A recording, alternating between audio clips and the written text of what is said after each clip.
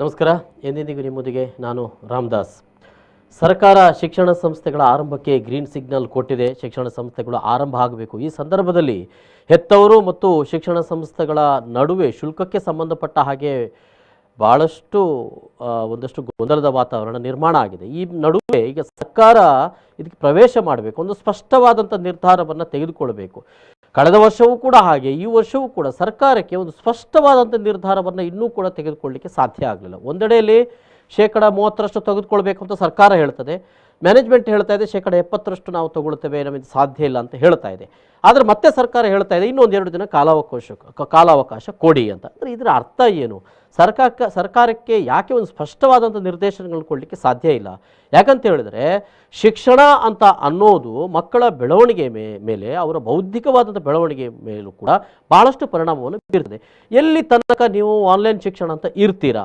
ಹೌದು, ಕೋವಿಡ್-19 ಮಾರಕವಾದಂಥ ರೋಗಗಳು, ಸಾಂಕ್ರಾಮಿಕ ರೋಗಗಳು, ಈ ಸಂದರ್ಭದಲ್ಲಿ ಮತ್ತೆ ಏನು 3ನೇ ಅಲೆ ಮಕ್ಕಳಿಗೆ ಬರ್ತದೆ ಅಂತ ಅನ್ನುವಂಥ ಒಂದಷ್ಟು ಆತಂಕಗಳು ಇದರ ನಡುವೆ ಇರುವಾಗ ಶಿಕ್ಷಣ ತಜ್ಞರುಗಳ ಜೊತೆಗೆ ಸರ್ಕಾರ ಮಾತುಕತೆ ಮಾಡಬೇಕು. ಏನು ಮಾಡಬಹುದು ನಾವು ಈ ಸಂದರ್ಭದಲ್ಲಿ? ಒಂದೆಡೆಯಲ್ಲಿ ರೋಗದಿಂದ ನಾವು ರಕ್ಷಣೆಯನ್ನು ಪಡೆದುಕೊಳ್ಬೇಕು, ಮತ್ತೊಂದೆಡೆಯಲ್ಲಿ ಶಿಕ್ಷಣವನ್ನು ಪಡೆದುಕೊಳ್ಳಲೇಬೇಕಾದಂಥ ಅನಿವಾರ್ಯವಾದಂಥ ಪರಿಸ್ಥಿತಿಯಲ್ಲಿ ಮಕ್ಕಳು ಈಗ ಮನೆಯಲ್ಲಿದ್ದಾರೆ. ಮಕ್ಕಳು ಒಂದು ರೀತಿಯಲ್ಲಿ ಏನೂ ಇಲ್ಲದ, ಚಟುವಟಿಕೆ ಇಲ್ಲದ, ಮನೆಯವರಿಗೂ ಕೂಡ ಏನು ಮಾಡಬೇಕು ಅಂತ ಗೊತ್ತಿಲ್ಲದಂಥ ಪರಿಸ್ಥಿತಿಯಲ್ಲಿ ಒಂದೆಡೆಯಲ್ಲಿದ್ದಾರೆ. ಇದು ನಾವು ಪ್ರೈಮರಿ ಹೈಸ್ಕೂಲ್ ಅಂತ ಹೇಳಿದ್ರೆ, ಇನ್ನು ಕಾಲೇಜ್ ವಿದ್ಯಾರ್ಥಿಗಳ ಪರಿಸ್ಥಿತಿ ನೋಡಿ.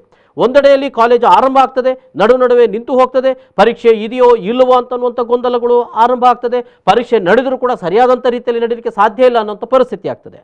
ಮತ್ತೊಂದೆಡೆಯಲ್ಲಿ ಅಲ್ಲಿ ಕಲಿಕೆ ಮಾಡುತ್ತಿರುವಂಥ ವಿದ್ಯಾರ್ಥಿಗಳಿಗೆ ಇನ್ನು ಮುಂದಿನ ದಿನಗಳಲ್ಲಿ ಅವರಿಗೆ ಅದು ಹೆತ್ತವರಿಂದ ಫೀಸ್ ಕೊಡುವಂಥ ಪರಿಸ್ಥಿತಿ ಇದೆಯೋ ಇಲ್ವೋ ಅನ್ನುವಂಥದ್ದು ಮತ್ತೊಂದು ಪ್ರಶ್ನಾರ್ಥಕವಾಗಿ ಉಳಿದಿದೆ. ಹಾಗಿದ್ದರೆ ಆ ಮಕ್ಕಳು, ಆ ಯುವಕರು, ಆ ಯುವತಿಯರು ಏನು ಮಾಡಬೇಕಾಗಿದ್ರೆ? ಅವರು ಕಲಿಬೇಕಲ್ವೇ? ಅವರು ಓದನ್ನು ಮುಂದುವರಿಸಬೇಕಲ್ವೇ? ಅವರ ಆಸಕ್ತಿದಾಯಕವಾದ ಶಿಕ್ಷಣವನ್ನು ಪಡಿಬೇಕು ಅನ್ನೋಂಥದ್ದು ಇಲ್ಲವೇ ಅಂತ ಅನ್ನೋದು. ಇದ್ರ ಬಗ್ಗೆ ಸರ್ಕಾರ ಭಾಳ ಸ್ಪಷ್ಟವಾದಂಥ ನಿರ್ಧಾರವನ್ನು ತೆಗೆದುಕೊಳ್ಬೇಕು. ತಜ್ಞರ ಜೊತೆಗೆ ಒಂದು ಮಾತುಕತೆಯನ್ನು ಮಾಡಬೇಕು ಅಂತ ಭಾಳ ಸಮಯಗಳಿಂದ ಎಲ್ಲರೂ ಹೇಳ್ತಾ ಇದ್ರು ಕೂಡ ಸರ್ಕಾರ ಅಂತ ಆ ಗೋಜಿಗೆ ಹೋಗ್ತಾ ಇಲ್ಲ. ಆದರೂ ಸಂಬಂಧಪಟ್ಟ ಹಾಗೆ ಇರುವಂಥ ಖಾಸಗಿ ಕೆಲವು ಶಿಕ್ಷಣ ಸಂಸ್ಥೆಗಳು, ಕೆಲವು ವ್ಯಕ್ತಿಗಳು ಇದ್ರ ಬಗೆಗೆ ಭಾಳಷ್ಟು ತಮ್ಮದೇ ಆದಂಥ ರೀತಿಯಲ್ಲಿ ಸೋಷಿಯಲ್ ಮೀಡಿಯಾದಲ್ಲಿ ಆಗಲಿ ಅಥವಾ ಆ್ಯಪ್ಗಳ ಮೂಲಕವಾಗಿರಲಿ, ಅವ್ರದ್ದೇ ಆನ್ಲೈನ್ ಮಾತುಕತೆ ಮೂಲಕ ಆಗಿರಲಿ ಅಥವಾ ಇನ್ನಿತರ ರೀತಿಯಲ್ಲಿ ಅವರು ಚರ್ಚೆ ಮಾಡ್ತಾ ಇದ್ದಾರೆ. ಆ ಚರ್ಚೆಯನ್ನಾದರೂ ಕೂಡ ಸರ್ಕಾರ ತೆಗೆದುಕೊಳ್ಬಹುದಲ್ವೇ ಅಂತ ಅನ್ನೋದು ಎಲ್ಲರ ಮಾತು. ಇರಲಿ, ಈ ಬಗೆಗೆ ಇವತ್ತು ನಾವು ಇದೇ ಕ್ಷೇತ್ರವನ್ನು ಇಟ್ಕೊಂಡು ನಾವು ಮಾತಾಡ್ತಾ ಇದ್ದೇವೆ. ಶಿಕ್ಷಣ ಕ್ಷೇತ್ರಕ್ಕೆ ಸಂಬಂಧಪಟ್ಟ ಹಾಗೆ ಅದರಲ್ಲೂ ಪದವಿ ಮತ್ತು ಕಾಲೇಜಿನ ವಿದ್ಯಾರ್ಥಿಗಳು ಏನು ಮಾಡಬೇಕಾಗಿದೆ, ಏನು ಮಾಡಬೇಕು ಅನ್ನೋದರ ಬಗ್ಗೆಗೂ ಕೂಡ ನನ್ನ ಜೊತೆ ಮಾತಾಡಲಿಕ್ಕಾಗಿ ಸ್ವಸ್ತಿಕಾ ಕಾಲೇಜು, ಸ್ವಸ್ತಿಕಾ ಚಾರಿಟೇಬಲ್ ಟ್ರಸ್ಟ್ನ ಚೇರ್ಮನ್ ಆಗಿರುವಂಥ ಡಾಕ್ಟರ್ ಹೆಸರು ಸರ್ ಡಾಕ್ಟರ್ ರಾಘವೇಂದ್ರ ಹೊಳ್ಳ ಅವರು ನಮ್ಮ ಜೊತೆಗಿದ್ದಾರೆ. ಭಾಳ ಮುಖ್ಯವಾಗಿ ಒಂದು ಪೂರಕವಾದಂಥ, ಒಂದು ಸೃಜನಶೀಲವಾದಂಥ ಒಂದು ಶಿಕ್ಷಣ ಸಂಸ್ಥೆಯನ್ನು ಮುನ್ನಡೆಸುವಂಥ ಒಂದು ಪ್ರಕ್ರಿಯೆಯಲ್ಲಿ, ಕೆಲಸದಲ್ಲಿ ಅವರು ತೊಡಗಿಸಿಕೊಂಡಿದ್ದಾರೆ. ಹಾಗಾಗಿ ನಾನು ಅವರನ್ನು ಇವತ್ತು ನಾನು ಕರೆಸಿಕೊಂಡಿದ್ದೆ ಸರ್. ಕಾರ್ಯಕ್ರಮಕ್ಕೆ ಸ್ವಾಗತ. ಬಹುಶಃ ಪರಿಸ್ಥಿತಿಯನ್ನು ನೋಡ್ತಾ ಇದ್ದೀರಿ. ಕಳೆದ ಬಾರಿ ಕೂಡ ತಾವು ಒಂದು ಶಿಕ್ಷಣ ಸಂಸ್ಥೆ ಆರಂಭ ಮಾಡುವ ಸಂದರ್ಭದಲ್ಲೇ ಈ ಒಂದು ಪಿಡುಗು ಬಂತು, ಲಾಕ್ಡೌನ್ ಆಯಿತು, ಶಿಕ್ಷಣಕ್ಕೆ ಭಾಳ ದೊಡ್ಡ ಪೆಟ್ಟು ಕೊಟ್ಟಿದೆ. ಹೇಗೆ ಕಳೆದ ಬಾರಿ ಇದನ್ನು ಮುಂದುವರಿಸಿಕೊಂಡು ಹೋದ್ರಿ? ಮಕ್ಕಳನ್ನು ಹೇಗೆ ಇದು ಮಾಡಿದ್ರಿ ಕಾಲೇಜಿನಲ್ಲಿ? ಕಳೆದ ಬಾರಿ ಆರಂಭವಾಗಲು ನೀವು ಹೇಳಿದಾಗೆ ಸರಿ. ಆದರೆ ಜೀವನದಲ್ಲಿ ನಾನೊಂದು ಕಲಿತ ಪಾಠ ಅಂತ ಹೇಳಿದರೆ, you should convert threat into opportunity ಅಂತ. ಯಾವುದೇ ಚಾಲೆಂಜ್ಗಳನ್ನು ಅವಕಾಶವಾಗಿ ಬದಲಾವಣೆ ಮಾಡಲಿಕ್ಕಾದರೆ ಅಲ್ಲಿ ಯಾವುದೇ ಸಮಸ್ಯೆಗಳು ಇರುವುದಿಲ್ಲ ಅಂತ. ಸೊ ಅದಕ್ಕೆ ಅಂತಹ ಚಾಲೆಂಜಿನ ಸಂದರ್ಭದಲ್ಲಿ ಕೂಡ ನಮಗೆ ಬೇಕಾದಂತಹ ವಿದ್ಯಾರ್ಥಿಗಳು, ಮಂಗಳೂರು ವಿಶ್ವವಿದ್ಯಾಲಯ ಹಿಡ್ಕೊಂಡ್ರೆ ಪ್ರಥಮ ಕಾಲೇಜು ಪ್ರಾರಂಭವಾಗ ಸುಮಾರು 35ರಿಂದ 40ನಷ್ಟು ವಿದ್ಯಾರ್ಥಿ ಬಂದದ್ದು ಒಳ್ಳೆ ಸಂಖ್ಯೆ. ಅಂತಹ ಒಳ್ಳೆಯ ವಿದ್ಯಾರ್ಥಿಗಳು, ಗುಣಮಟ್ಟದ ವಿದ್ಯಾರ್ಥಿಗಳಿಂದ ಬಂದು ಯಾವುದೇ ಸಮಸ್ಯೆಗಳಾಗದೆ ಮುಂದುವರೆದುಕೊಂಡು ಹೋಗಿದೆ ಇಷ್ಟವರೆಗೆ. ಆದ್ರೆ ನನ್ನ ಉದ್ದೇಶ ಏನಂತ ಹೇಳಿ, ಯಾವುದೇ ಸಮಸ್ಯೆ ಬಂದಿರಬಹುದು ನಮ್ಗೆ ಅಂತಲ್ಲ, ಇಡೀ ಊರಿಗೆ, ಇಡೀ ಪ್ರಪಂಚಕ್ಕೆ ಬಂದಂತ ಸಂದರ್ಭದಲ್ಲಿ ಅದನ್ನು ಹೇಗೆ ನಾವು ಎಲ್ಲರಿಗೆ ಅವಕಾಶವನ್ನು ಸದುಪಯೋಗ ಮಾಡ್ಕೊಂಡು ಹೋಗ್ಬೇಕು ಅಂತ ಹೇಳೋ ಬಗ್ಗೆ ಚಿಂತನೆ ನಮ್ಮಲ್ಲಿ ಇದ್ರೆ ಅದಕ್ಕೆ ಪರಿಹಾರಗಳಿದ್ದೇ ಇರ್ತದೆ. ಬಹುಶಃ ಧನಾತ್ಮಕವಾಗಿ ತಾವು ಚಿಂತನೆಯನ್ನು ನಡೆಸಿದ್ರಿ ಈ ಸಂದರ್ಭದಲ್ಲಿ. ಜೊತೆಗೆ ಅಂದರೆ ಎಲ್ಲೋ ಒಂದು ಕಡೆ ಓದಿಗೆ ಅಷ್ಟೇ ಪೂರಕವಾಗಿರಬೇಕು ಅದಷ್ಟೇ ಸಾಕು ಅನ್ನೋ ಸಂದರ್ಭದಲ್ಲೂ ಕೂಡ ಇಲ್ಲ ಅದಕ್ಕಿಂತ ಮಿಗಿಲಾಗಿ ಇನ್ನೊಂದು ನಾವು ಕೊಡಲಿಕ್ಕೆ ಸಾಧ್ಯ ಇದೆ ಅಂತ ಅನ್ನುವಂಥದ್ದು ಅದು ಕಳೆದ ಬಾರಿ ಅಂದರೆ ಲಾಕ್ಡೌನ್ ಆದ ಸಾಧ್ಯ ಆಯಿತಾ ತಮಗೆ ಮಕ್ಕಳಿಗೆ? ಅಲ್ಲ, 100ಕ್ಕೆ 100 ಅದರಲ್ಲಿ ಏನು ಸಂಶಯಗಳಿಲ್ಲ. ಯಾಕೆಂದ್ರೆ ನಮ್ಮಲ್ಲಿ ಶಿಕ್ಷಣ ಅಂತ ಹೇಳಿದ್ರೆ we restrict ourselves only for the exams ಅಂತ ಹೇಳೋ ಮೈಂಡ್ ಸೆಟ್ ಇದೆ. ಅದರಿಂದ ಹೊರಗೆ ಬಂದರೆ ಶಿಕ್ಷಣ ಒಂದು ನಮ್ಮ ಜೀವನಕ್ಕೆ ಮತ್ತು ಸಮಾಜಕ್ಕೆ ಬೇಕಾದ ಶಿಕ್ಷಣ ಅಂತ ಹೇಳುವ ಪರಿಕಲ್ಪನೆ ನಾವು ಇಟ್ಕೊಂಡ್ರೆ ಅಲ್ಲಿ ಯಾವುದೇ ಸಮಸ್ಯೆಗಳಿಲ್ಲ. ಯಾಕೆಂದ್ರೆ ಶಿಕ್ಷಣ ಕಲಿಯದೆ ಯಾವುದೇ ಕ್ಲಾಸಿಗೆ ಹೋಗದವರು ಎಷ್ಟೋ ಜನ ಬಿಸ್ನೆಸ್ ಮಾಡಿದವರಿದ್ದಾರೆ, ಜೀವನದಲ್ಲಿ ಅಭಿವೃದ್ಧಿ ಹೊಂದಿದವರಿದ್ದಾರೆ, ಸಾಧನೆ ಮಾಡಿದವರಿದ್ದಾರೆ. ಹಾಗಾಗಿ ನಾವು ಶಿಕ್ಷಣ ಇಲ್ಲ ಅಂತಿಲ್ಲ, ಶಿಕ್ಷಣವನ್ನು ಕೇವಲ ಎಕ್ಸಾಮಿಗೆ ರಿಸ್ಟ್ರಿಕ್ಟ್ ಮಾಡುವಾಗ ಇದೆಲ್ಲ ಬರ್ತದೆ. ಅದರ ಹೊರತಾಗಿ ಕೂಡ ಜೀವನದ ಶಿಕ್ಷಣ ಕೊಡಬೇಕು ಅಂತ ಇದ್ರೆ ನಮ್ಮ ಮನೆಯಲ್ಲಿ ನಮ್ಮ ಹಿರಿಯರು ಕೊಡುವ ಶಿಕ್ಷಣಗಳಿರ್ಬೋದು, ನೆರೆಹೊರೆಯವರಿಂದ ಕಲಿಯುವ ಶಿಕ್ಷಣ ಇರ್ಬೋದು, ಕಾಲೇಜಿನಲ್ಲಿ ಶಿಕ್ಷಣ ಇರ್ಬೋದು, ಅದೆಲ್ಲ ಒಟ್ಟಿಗೆ ಸೇರಿದಾಗ ಮಾತ್ರ ಅದನ್ನು ಶಿಕ್ಷಣ ಅಂತ ಕರೀತಾಗ್ತದೆ. ಅದಕ್ಕೋಸ್ಕರ ನನ್ನ ಒಂದೇ ಒಂದು ರಿಕ್ವೆಸ್ಟ್ ಏನಂತ ಹೇಳಿ ನಾವು ಅದನ್ನು ಕೇವಲ ಕಾಲೇಜು ವಿದ್ಯಾಭ್ಯಾಸದಲ್ಲಿ ಮಾತ್ರ ಶಿಕ್ಷಣ ಕಲೀಲಿಕ್ಕೆ ಸಾಧ್ಯ ಅಂತ ಹೇಳುವ ಕಲ್ಪನೆಯಿಂದ ಹೊರಗೆ ಬಂದರೆ ಇರುವ ಅವಕಾಶಗಳು ಸಮಾಜದಲ್ಲಿರುವಂಥ ವ್ಯಕ್ತಿಗಳು, ಮನೆಯಲ್ಲಿರುವ ವ್ಯಕ್ತಿಗಳಿಂದ ಕೂಡ ಶಿಕ್ಷಣವನ್ನು ಈ ಸಂದರ್ಭದಲ್ಲಿ ಹೆಚ್ಚಾಗಿ ಮನೆಯಲ್ಲಿ ಇರ್ತಾರೆ, ಪೇರೆಂಟ್ಸ್ ಇರ್ತಾರೆ, ರಿಲೇಟಿವ್ಸ್ ಇರ್ತಾರೆ, ಎಲ್ಲರೂ ಇರ್ತಾರೆ. ಆ ಸಂದರ್ಭದಲ್ಲಿ ಅವರಿಂದ ಕೂಡ ಕಲೀಲಿಕ್ಕೆ ಸಾಧ್ಯ ಇದೆ. ನಾವು ಸೋಷಿಯಾಲಜಿಯಲ್ಲಿ ನಾವು ಹೇಳ್ತೇವೆ ಸೋಷಿಯಲೈಸೇಷನ್ ಪ್ರಾಸೆಸ್ ಅಂತ. ಆ ಪ್ರೊಸೆಸ್ಗೆ ಬೇಕಾದಂಥ ವಾತಾವರಣಗಳು ಮನೆಗಳಲ್ಲಿದೆ. ಅದನ್ನು ಕಲಿಯುವಂಥ ಅವಶ್ಯಕತೆಗಳು ನಮ್ಮ ಹತ್ರ ಇದೆ. ಅದಕ್ಕೆ ಬೇಕಾದಂಥ ಒಂದು ಅವಕಾಶ ಈಗ ನಮಗೆ ಸಿಕ್ಕಿದೆ. ಈಗ ತಾವು ಆರಂಭಿಸಿದಂಥ ಒಂದು ಪದ್ಧತಿ ಬಹುಶಃ ವಿನೂತನವಾದ ಪದ್ಧತಿ ಮತ್ತು ಎಲ್ರಿಗೂ ಮಾದರಿಯಾಗಿರುವಂಥ ಪದ್ಧತಿ. ನಿಮ್ಮಲ್ಲಿ ಕಾಲೇಜ್ ಬರುವಂಥ ವಿದ್ಯಾರ್ಥಿಗಳು ಒಂದೆಡೆಯಲ್ಲಿ ಕೆಲಸ ಮಾಡ್ತಾರೆ, ಕೆಲಸ ಇಲ್ಲದಿದ್ದರೆ ಅವರಿಗೆ ಪೂರಕವಾದಂಥ ಅವ್ರ ಶಿಕ್ಷಣ ಸಂಬಂಧ ಕೆಲಸವನ್ನು ಒದಗಿಸಿಕೊಡುವಂಥ ಜವಾಬ್ದಾರಿಯನ್ನು ಕೂಡ ನೀವು ತೆಗೆದುಕೊಳ್ತೀರಿ. ಏನಿದು? ಅಲ್ಲ, ನಮ್ಮಲ್ಲಿ ಅರ್ನ್ ವೈ ಲರ್ನ್ ಅಂತ ಇದು ಬೇರೆ ದೇಶಗಳಲ್ಲಿ ಉಂಟು ಮತ್ತು ನಮ್ಮ ಹಿರಿಯರ ಕಾಲದಲ್ಲಿ ಇತ್ತು. ಒಂದಷ್ಟು ವರ್ಷಗಳಿಂದ ನಾವೇನಾಗಿದೆ ಸಮಾಜದಲ್ಲಿ ನಮ್ಗೆಲ್ಲರಿಗೆ ಸ್ವಲ್ಪ ಹಣಕಾಸಿನ ಸುಸ್ಥಿತಿ ಒಳ್ಳೆದಾದ ಕಾರಣ ನಾನು ಕಷ್ಟ ಬಂದಿದ್ದೇನೆ, ನನ್ನ ಮಗಳು ಕಷ್ಟ ಬರುವುದು ಬೇಡ ಅಂತ ಹೇಳಿ ಶಾಲೆಗೆ ಹೋಗಿ ಅಲ್ಲೇ ಓದಿ ಅಂತ ಹೇಳ್ತೇವೆ. ಅದರ ಬದಲಾಗಿ ಅವರ ವಿದ್ಯಾಭ್ಯಾಸದೊಂದಿಗೆ ಒಂದಷ್ಟು ಉದಾಹರಣೆಗಳು ಬೇಕಾದ್ರೆ ಕೊಡ್ಬೋದು. ನಮ್ಮ ಒಬ್ಬ ಸ್ನೇಹಿತರು ಕಾರ್ತಿಕ್ ಅಂತ, ಅವರು ಸುಮಾರು 6ನೇ ಕ್ಲಾಸಿನಿಂದ ಅವರು ಈಗ ಮಾಸ್ಟರ್ ಡಿಗ್ರಿ ಮಾಡ್ತಾರೆ. ಇಷ್ಟವರೆಗೆ ಅವರ ಎಲ್ಲ ವಿದ್ಯಾಭ್ಯಾಸದ ಖರ್ಚನ್ನು ಅವರ ಪಕ್ಕದ ಒಂದು ದೇವಸ್ಥಾನ ಉಂಟು, ಆ ದೇವಸ್ಥಾನದಲ್ಲಿ ಹೋಗಿ ಆ ಪೂಜಾ ಕಾರ್ಯದಲ್ಲಿ ಭಾಗವಹಿಸದಿರ್ಬೋದು ಆ ಕೆಲಸ, ಅಥವಾ ನಮ್ಮ ಒಂದು ಬಿಸ್ರೋಡ್ ಆಫೀಸ್ ಒಬ್ಬರು ನಿಪುಣ ಅಂತಿದೆ ನಮ್ಮಲ್ಲಿ ಸೇರಿದಂತ ಒಬ್ಬ ಉದ್ಯೋಗಿಯ ವಿಷಯ ಹೇಳೋದು. ಅವರು ಸಾಧಾರಣ ಅವರ ಹೈಸ್ಕೂಲ್ ವಿದ್ಯಾಭ್ಯಾಸ, ಡಿಗ್ರಿ ವಿದ್ಯಾಭ್ಯಾಸ ತನಕ ಕೂಡ ರಜೆದ ದಿವಸ, ಆನ್ಯುವಲ್ ರಜೆ ದಿವಸ ಕೆಲಸ ಮಾಡಿ ಅವರು ಬಂದಿದ್ದಾರೆ. ನಿಮ್ಮಲ್ಲಿಗೆ ಸೇರುವಾಗಲೇ ಅವರು ಕೆಲಸದಲ್ಲಿ ಇದ್ದಾರೆ ಅಲ್ಲ, ನಮ್ಮಲ್ಲಿ ಅವರು ಉದ್ಯೋಗಕ್ಕೆ ಸೇರಿದ್ದು ವಿದ್ಯಾರ್ಥಿಯಾಗಿ ಅಲ್ಲ. ಅಂತಹ ಕಲ್ಚರ್ ಆಲ್ರೆಡಿ ಇದೆ. ಮತ್ತೆ ಅಂತಹ ವಿದ್ಯಾರ್ಥಿಗಳು ಏನಿದೆ, ಕೆಲವೊಂದು ವಿದ್ಯಾರ್ಥಿಗಳಲ್ಲಿ ನಾವು ಕೆಲಸ ಮಾಡೋದು ತಪ್ಪು, ನಮ್ಮಲ್ಲಿ ದುಡ್ಡಿಲ್ಲ, ಬೇರೆ ಏನಾದರೂ ಎಣಿಸ್ತಾರಂತ ಹೇಳುವ ಒಂದು ಗಿಲ್ಟಿ ಫೀಲಿಂಗ್ ಅಥವಾ ಅವರ ಆತ್ಮಸ್ಥೈರ್ಯ ಕಡೆಯಿತು. ಅದನ್ನು ಅಭಿವೃದ್ಧಿ ಮಾಡಬೇಕು. ಕೆಲಸ ಮಾಡೋದು ಒಳ್ಳೆಯದು. ಆ ಕೆಲಸದಿಂದ ಅವರ ಸ್ವಂತ ದುಡಿಮೆಯಿಂದ ಅವರು ವಿದ್ಯಾಭ್ಯಾಸವನ್ನು ಮಾಡಬೇಕು, ಸಂಸಾರ ನೋಡುವಂತಹ ವ್ಯವಸ್ಥೆ ನಾವು ಕಲ್ಪಿಸಬೇಕು ಅಂತ ಹೇಳೋ ಉದ್ದೇಶದಿಂದ ಅರ್ನ್ ವೈ ಲರ್ನ್ ಅಂತ. ಈಗ ಫಸ್ಟ್ ಇಯರಲ್ಲಿ ಅವರಿಗೆ ಒಂದಷ್ಟು ಯಾವ ತರಬೇತಿ ಬೇಕು ನಾವು ಕೊಡ್ತೇವೆ. ಸೆಕೆಂಡ್ ಇಯರಲ್ಲಿ ನಾವು ಏನು ಯೂನಿವರ್ಸಿಟಿಯ ರೂಲ್ಸ್ ಆ್ಯಂಡ್ ರೆಗ್ಯುಲೇಷನ್ ವಾರಕ್ಕೆ ಎಷ್ಟು ತರಗತಿ ಬೇಕು ಅದನ್ನು ಬೆಳಿಗ್ಗೆ ಬೇಗ ಸ್ಟಾರ್ಟ್ ಮಾಡಿ 1:30ಗೆ ಮುಗಿಸಿ ಮಧ್ಯಾಹ್ನ 2 ಗಂಟೆ ಸಂಜೆ 6-7 ಗಂಟೆ ತನಕ ಬೇರೆ ಬೇರೆ ಸಂಸ್ಥೆಯಲ್ಲಿ ಅವರಿಗೆ ಉದ್ಯೋಗವನ್ನು ಕಲ್ಪಿಸ್ತೇವೆ. ನೈಟ್ ಸ್ಕೂಲಿಗೂ ಅಥವಾ ಕಾಲೇಜಿಗೂ ಇದು ಡೇ ಸ್ಕೂಲ್, ನೈಟ್ ಸ್ಕೂಲ್ ಅಲ್ಲ. ಅವ್ರೇನಂತಂದ್ರೆ ಇಡೀ ದಿವಸ ಹಗಲಲ್ಲಿ ಅವರಿಗೆ ಕೆಲಸ ಮಾಡ್ಲಿಕ್ಕೆ ಅವಕಾಶ ಇದೆ, ನೈಟಿಗೆ ಮಾತ್ರ ಹೋಗುವಂತ. ಇದು ರೆಗ್ಯುಲರ್ ಕಾಲೇಜಿಗೆ ಹೋಗುವಂತದ್ದು. ಸಂಜೆ ಹೊತ್ತು ಈಗ ನಮ್ಮಲ್ಲಿ ಕಳೆದ ವರ್ಷ 35 ಮಕ್ಕಳಲ್ಲಿ ಸುಮಾರು ಒಂದು 8 ಜನ ವಿದ್ಯಾರ್ಥಿಗಳು ಸಂಜೆ 4 ಗಂಟೆ ನಂತರ ಅವರ ವ್ಯವಸ್ಥೆಗೆ ಸರಿಯಾಗಿ ಅವರು ದುಡ್ದು ಅವರ ಫೀಸನ್ನೇ ಅವರೇ ಕಟ್ಟಿದ್ದಾರೆ ಸಂಜೆ 4 ಗಂಟೆ ನಂತರ ಕೂಡ. ಸೊ ಸೆಕೆಂಡರಿಯಲ್ಲಿ ಮಾತ್ರ ನಮ್ಮಲ್ಲಿ ಮಧ್ಯಾಹ್ನ ನಂತರ 2ರಿಂದ ಸಂಜೆ 6-7 ಗಂಟೆ ತನಕ ಅಥವಾ ವೀಕೆಂಡ್ಗೆ ಅವರಿಗೆ ವರ್ಕ್ ಮಾಡುವಂತ ಅವಕಾಶಗಳಿದೆ. ಕಾಲೇಜಿನ ಕ್ಯಾಂಪಸ್ ಅಲ್ಲಿ ನಾವು ಸ್ಟಾರ್ಟ್ಅಪ್ಸ್ ಅನ್ನೊಂದು 3 ಕಂಪನಿಯನ್ನು ಪ್ರಾರಂಭ ಮಾಡಿದ್ದೇವೆ. ವಿದ್ಯಾಭ್ಯಾಸ ಮತ್ತು ವ್ಯವಹಾರ ಅಥವಾ ಬಿಸ್ನೆಸ್ ಇರ್ಬೋದು, ಅದು ಒಟ್ಟೊಟ್ಟಿಗೆ ಹೋಗ್ಬೇಕು ಅಂತ. ಸರಿ, ಈಗ ಬರುವಂತ ಒಬ್ಬ ವಿದ್ಯಾರ್ಥಿ ಅಥವಾ ಕೆಲಸ ಬೇಕು ಅಂತ ಬರ್ತಾನೆ, ಆತನಿಗೆ ವಿದ್ಯಾರ್ಥಿ ಆಗ್ಲಿಕ್ಕೆ ಅವಕಾಶ ಇದೆ, ಅಥವಾ ವಿದ್ಯಾರ್ಥಿ ಅಂತ ಬರ್ತಾನೆ ಆತನಿಗೆ ಕೆಲಸಕ್ಕೂ ಕೂಡ ಇಲ್ಲಿ ಅವಕಾಶ ಇದೆ ಅಂತ, ಅದನ್ನು ಹೇಗೆ ತಾವು ಟ್ಯಾಕಲ್ ಮಾಡ್ತೀರಾ? ಅಲ್ಲ, ಈಗ ನಮ್ಮಲ್ಲಿ ಈಗ ಕಳೆದ ವಾರದಲ್ಲಿ ಒಬ್ರು ಅಡ್ಮಿಷನ್ಗೆ ಬಂದಿದ್ರು. ಅವರಿಗೆ ಅವರ ಮನೆಯಲ್ಲಿ ಇಬ್ಬರು ಅವರ ತಂದೆ ತಾಯಿ ಇಲ್ಲ, ಚಿಕ್ಕಮ್ಮವ್ರನ್ನ ಸಾಕ್ತಾ ಇದ್ದು. ಅವರು ಕಾಲ್ ಮಾಡಿ ಕೇಳಿದ್ರು, ನಂಗೆ ಇನ್ನೂ ನನ್ನ ಮಗಳನ್ನು ಕಳಿಸ್ಲಿಕ್ಕೆ ಆಗುದಿಲ್ಲ, ನನ್ನಿಂದ ನನ್ನ ಕೆಲಸ ಕೂಡ ಹೋಯ್ತು. ಆ ಸಂದರ್ಭದಲ್ಲಿ ಅವರಿಗೆ ನಮ್ಮದೇ ಒಬ್ಬ ಸ್ನೇಹಿತರ ಕಂಪನಿಯಲ್ಲಿ ನಾವು ಮಾತಾಡಿ ಈ ಇವತ್ತಿನಿಂದ ಅವರು ಉದ್ಯೋಗಕ್ಕೆ ಜಾಯ್ನ್ ಆಗಿದ್ದಾರೆ. ಅವರಲ್ಲಿ ಇನ್ನೂ ಕೂಡ ನಾವು ಫೀಸ್ ಏನು ಕಲೆಕ್ಟ್ ಮಾಡಿಲ್ಲ. ನಾವು ಹೇಳಿದ್ರು, ನಿಮ್ಮ ಉದ್ಯೋಗ ಮಾಡಿ, ಆ ಉದ್ಯೋಗದಲ್ಲಿ ಒಂದು ಅಂಶವನ್ನು ನಿಮ್ಮ ಫೀಸ್ ಏನಿದೆ ಮಿನಿಮಮ್ ಫೀಸ್ ಅನ್ನು ಅದನ್ನು ನೀವು ಕಟ್ಟಿ ಅಂತ. ಅಲ್ಲಿಗೆ ಅವರಿಗೆ ಉದ್ಯೋಗವಾಯಿತು, ಎಜುಕೇಶನ್ ಕೂಡ ಆಯಿತು. ಈಗ ಯಾವಾಗ ತನಕ ಕಾಲೇಜು ಪ್ರಾರಂಭವಾಗ್ತಾ ಅಲ್ಲಿವರೆಗೆ ಫುಲ್ ಟೈಮ್, ಅದ ನಂತರ ಈವ್ನಿಂಗ್ ಶಿಫ್ಟಿಗೆ ಅವರನ್ನು ತಗೊಳ್ತಾರೆ. ಅವಾಗ ವಿದ್ಯಾರ್ಥಿಗೆ ಏನು ವಿದ್ಯಾಭ್ಯಾಸವಾಯಿತು, ಅವರಿಗೆ ಬೇಕಾದ ಮನೆಯ ಜವಾಬ್ದಾರಿ ವಹಿಸ್ಕೊಂಡ್ರು, ಅವರಿಗೆ ಉದ್ಯೋಗವಾಯಿತು. ಅಂತ ಅವಕಾಶಗಳು ಸೃಷ್ಟಿ ಮಾಡ್ಲಿಕ್ಕೆ ಮಂಗಳೂರಲ್ಲಿ ಒಂದಷ್ಟು ಅವಕಾಶಗಳಿದೆ. ನೀವು ಐಡಿಯಲ್ ನಮ್ಮ ಐಸ್ ಕ್ರೀಮ್ ಪಾರ್ಲರ್ ಹೋಗಿ ಸಂಜೆ ನಂತರ ಒಂದಷ್ಟು ವಿದ್ಯಾರ್ಥಿಗಳಿದ್ದಾರೆ, ಹೌದು. ಬೇರೆ ಬೇರೆ ಕಾಲೇಜಿನ ವಿದ್ಯಾರ್ಥಿಗಳಿಗೆ ಕೆಲಸ ಮಾಡ್ತಾ ಇದ್ರೆ ಅವಕಾಶವನ್ನು ಕೊಟ್ಟಿದ್ದಾರೆ. ಅದು ನಿಮ್ಮ ಸ್ವಿಗ್ಗಿ ಇರ್ಬೋದು, ಬೇರೆ ಎಲ್ಲ ಇದೆಲ್ಲ ಅಂತ ಅವಕಾಶಗಳುಂಟು. ಅಂತ ಅವಕಾಶಗಳನ್ನು ಜಾಸ್ತಿ ಮಾಡಿದಾಗ ಮಕ್ಕಳಿಗೆ ಒಂದು 2 ರಿಂದ 3 ವರ್ಷದ ಅನುಭವ ಸಿಗ್ತದೆ. ಕಾಲೇಜಿಂದ ಹೊರಗೆ ಹೋಗುವ ಸಂದರ್ಭದಲ್ಲಿ ಈ ವಿಶ್ವವಿದ್ಯಾನಿಲಯದ ಸರ್ಟಿಫಿಕೇಟ್, ಅದರೊಟ್ಟಿಗೆ ಒಂದು 2 ರಿಂದ 3 ವರ್ಷದ ಅನುಭವ, ಒಂದಷ್ಟು ಕೈ ಖರ್ಚಿಗೆ ಬೇಕಾದಂಥ ಹಣಗಳ ಶೇಖರಣೆ ಕೂಡ ಅವರಲ್ಲಿ ಇಲ್ಲಿ ಕಲಿಕೆ ಮತ್ತು ಉದ್ಯೋಗ ಅದು ಹೇಗೆ ಮ್ಯಾನೇಜ್ ಮಾಡ್ತೀರಿ ಸರ್? ಅವರಿಗೆ ಮಾಡ್ಲಿಕ್ಕೆ ಆಗ್ತದೆ ಸರ್. ನಿಮ್ಗೆ ನೀವು ಸರಿಯಾಗಿ ತಕೊಂಡೆ ಮಕ್ಕಳು ಓದುದು ಯಾವಾಗ? ಎಕ್ಸಾಮಿನ ಸಂದರ್ಭದಲ್ಲಿ ಮಾತ್ರ. ಉಳಿದ ಟೈಮಲ್ಲಿ ಅವ್ರು ಸಂಜೆ ಆದ ಕೂಡಲೇ ಒಂದು ವಾಟ್ಸಪ್ ಅಲ್ಲಿ ಇರ್ತಾರೆ, ಆಚೆ ಈಚೆ ತಿರುಗಾಡ್ತಾರೆ ಅಂತ ಇದು ಮಾಡ್ತಾರೆ. ಅಂತಹ ವ್ಯರ್ಥವಾಗುವ ಸಮಯವನ್ನು ಸರಿಯಾದ ರೂಪದಲ್ಲಿ ಉಪಯೋಗಿಸ್ಕೊಳ್ಬೇಕು. ಯಾಕೆಂದ್ರೆ ನಮ್ಗೆ ಯಾವಾಗ ವರ್ಕ್ ಜಾಸ್ತಿ ಇರ್ತದೆ ಆವಾಗ ನಾವು ವಿಲ್ ಪ್ರಯಾರಿಟೈಸ್ ದ ಥಿಂಗ್ಸ್. ನಮ್ಗೆ ವರ್ಕ್ ಕಡಿಮೆ ಇದ್ದ ಕೂಡಲೇ ನಾವು ಆಚೆ ಈಚೆ ತಿರುಗಾಡೋದು ಮಾಡೋದೆಲ್ಲ ಮಾಡ್ತೇವೆ. ವರ್ಕ್ ಜಾಸ್ತಿ ಆದ ಕೂಡ ಯಾವುದು ಬೇಕು, ಯಾವುದು ಬೇಡ, ಯಾವುದು ಉತ್ತಮ ಅಂತ ಪ್ರಯಾರಿಟೈಸ್ ಮಾಡಿದಾಗ ಅದಕ್ಕೆ ಬೇಕಾದಂತ ಅವಕಾಶಗಳು ಸಿಕ್ಕೇ ಸಿಗ್ತದೆ. ನಮ್ಮೊಂದಷ್ಟು ಹಿರಿಯರನ್ನು ನಾವು ನೋಡಿದ್ರೆ ಎಷ್ಟೋ ಜನ ಪಾರ್ಟ್ ಟೈಮ್ ಕೆಲಸ ಮಾಡಿಯೋ, ನೈಟ್ ಕೆಲಸ ಮಾಡಿಯೋ, ಹೋಟೆಲಲ್ಲಿ ಕೆಲಸ ಮಾಡಿಯೋ, ಅವರ ವಿದ್ಯಾಭ್ಯಾಸ ಮಾಡಿ ಸಮಾಜದಲ್ಲಿ ಮೇಲೆ ಬಂದು ಸಾವಿರಾರು ಗಟ್ಟಲೆ ಉದಾಹರಣೆಗಳಿದೆ. ನಾವು ಅದನ್ನು ರೀಸ್ಟಾರ್ಟ್ ಮಾಡ್ತಿದ್ದೆ, ಏನು ಹೊಸತ್ತಲ್ಲ. ಇದು ಬೇರೆ ದೇಶಗಳಲ್ಲಿ ಆಲ್ರೆಡಿ ಇದೆ. ಅದನ್ನು ನಮ್ಮ ವಿದ್ಯಾಸಂಸ್ಥೆ ಮತ್ತು ಬೇರೆ ಎಲ್ಲ ಸಂಸ್ಥೆಗಳು ಮಾಡಬೇಕು ಅಂತ ಹೇಳುವ ಉದ್ದೇಶದಿಂದ ಮಾಡ್ತೇವೆ. ಕೇವಲ ಸ್ವಸ್ತಿಕದವರು ಮಾತ್ರ ಹೇಳಿದ ಹಾಗೆ ಹಿರಿಯರುಗಳು ಹಾಗೆ ಇದ್ರು, ಆದರೆ ಈಗಿನ ಈ ಜನರೇಷನ್ ಹಾಗಿಲ್ಲ ಅಂತ ಹಿರಿಯರು ಆ ಒಂದು ತಮ್ಮ ಜೀವನದ ಒಂದು ಇದನ್ನ ಯಾಕೆ ತಮ್ಮ ನೆಕ್ಸ್ಟ್ ಜನರೇಷನ್ ನಮ್ಗೆ ಈಗಿನ ಪರಿಸ್ಥಿತಿ ನೀವು ಹೇಳಿದ ಹಾಗೆ, ಈಗ ನಮ್ಮ ಹಿರಿಯರು ಇರ್ಬೋದು ಮನೆಯಲ್ಲಿ, ನಾನು ತುಂಬಾ ಕಷ್ಟ ಬಂದೆ, ನನ್ನ ಮಗ ಕಷ್ಟ ಬರಬಾರ್ದು, ಅವನು ಆರಾಮವಾಗಿರ್ಲಿ, ಅವನಿಗೆ ಏನು ತೊಂದರೆ ಆಗ್ಬಾರ್ದು ಅಂತ ನಾನು ನನ್ನ ಪೋಷಕರಲ್ಲಿ ಕೇಳೋದು ಒಂದೇ. ನಾವು ಕಷ್ಟ ಬಂದದಕ್ಕೆ ಈ ಸಮಾಜದಲ್ಲಿ ಒಂದು ಸ್ಥಿತಿಯಲ್ಲಿ ನಾವೆಲ್ಲರೂ ಇದ್ದೇವೆ.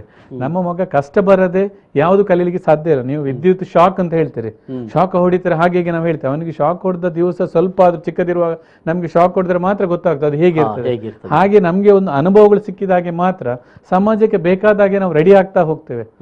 ಇಲ್ಲಂತಿದ್ರೆ ಏನಾಗ್ತದೆ, ನಾವು ಪುಸ್ತಕದಲ್ಲಿ ಓದುವಂಥದ್ದು ಮಾತ್ರ, if you are not going to execute it, ಅದನ್ನು ನಿಜ ಜೀವನದಲ್ಲಿ ನಮಗೆ ಮಾಡ್ಲಿಕ್ಕೆ ಆಗಿದೆ, ನಮ್ಮ ಅನುಭವಗಳು ಕಡಿಮೆ ಆಗ್ತದೆ.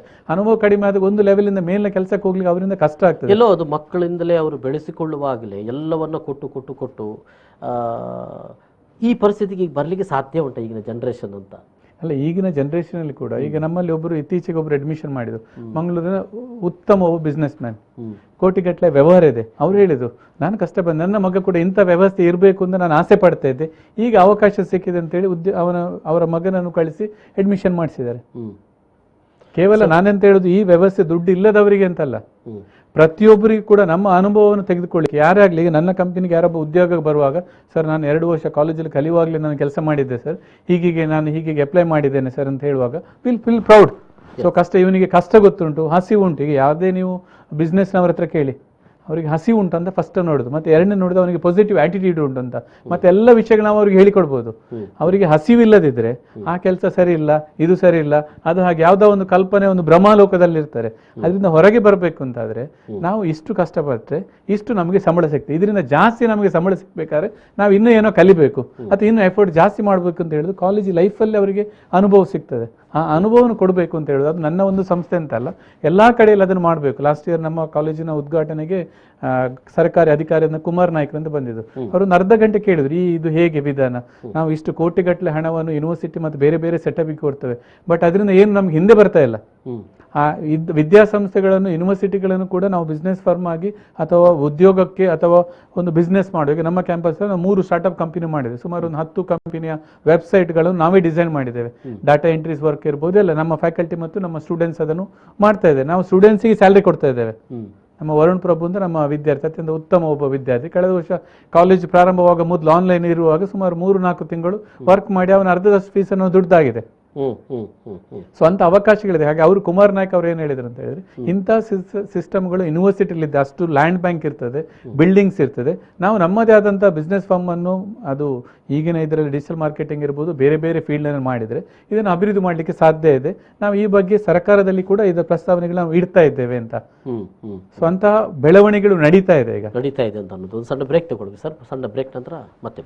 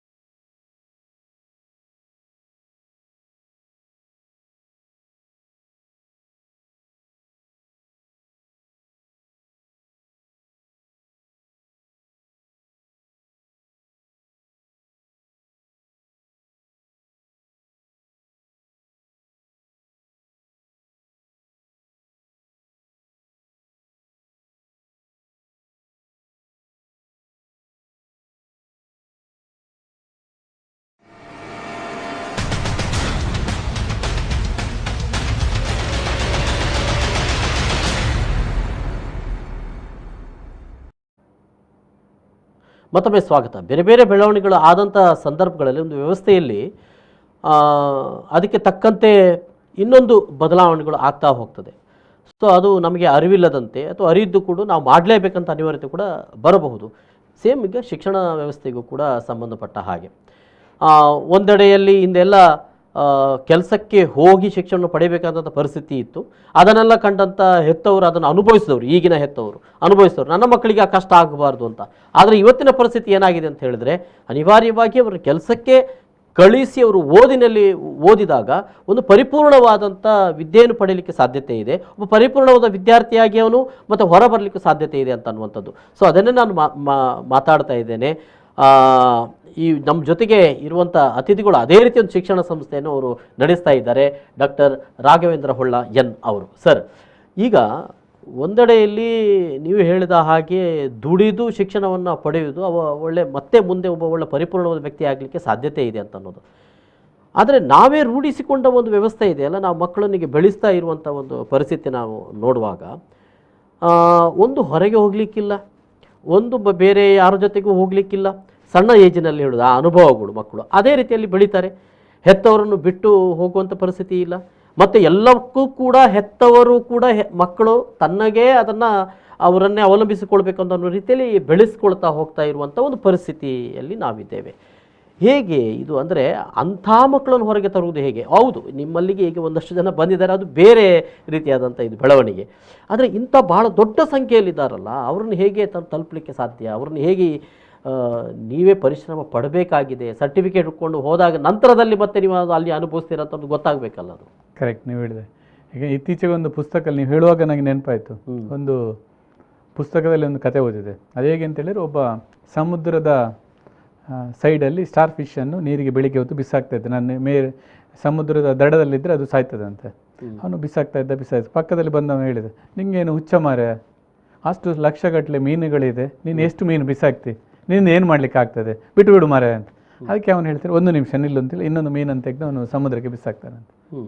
ಅವನು ಹೇಳಿದಂತೆ, ಈಗ ನೋಡ, ಆ ಒಂದು ಮೀನಿಗಾದರೂ ಜೀವ ಕೊಡ್ಲಿಕ್ಕೆ ಆಯ್ತಲ್ಲ ನನ್ನಿಂದ. ಹಾಗೆ ಪ್ರತಿಯೊಬ್ಬರು ಕೂಡ ನಮ್ಮ ಏರಿಯಾದಲ್ಲಿ ನಮಗೆ ಆಗುವ ಕೆಲಸಗಳನ್ನು ಮಾಡಲಿಕ್ಕಾದ್ರೆ ಈ ಬದಲಾವಣೆ ತರಲಿಕ್ಕೆ ಸಾಧ್ಯ ಇದೆ. ಈಗ ನೀವು ಹೇಳಿದಂಥ ವಿಚಾರ, ನೀವು ಸೋಷಿಯಾಲಜಿ ಬ್ಯಾಕ್ಗ್ರೌಂಡಿಗೆ ಹೋದ ಕೂಡಲೇ ಅದು ನಮ್ಮ ನ್ಯೂಕ್ಲಿಯರ್ ಫ್ಯಾಮಿಲಿ ಎಫೆಕ್ಟ್.